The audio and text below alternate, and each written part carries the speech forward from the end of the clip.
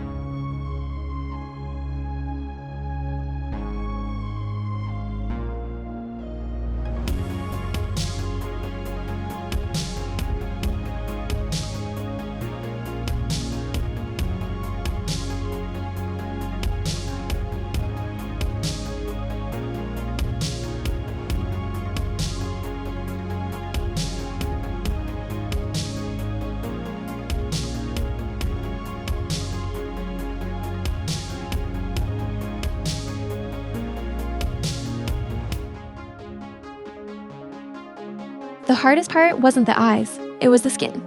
Getting that warmth right without it going flat. AI actually flagged that in the tutorial, which helped, but there's a faster way to get there. If you have a photo of someone you want to draw, a family member, a friend, whoever, I do a custom color analysis. You send me the photo and tell me which pencils you have. I send back a PDF with the exact color sequence for that face, built by AI, tailored to your tools. It's on my Gumroad page, link is in the description.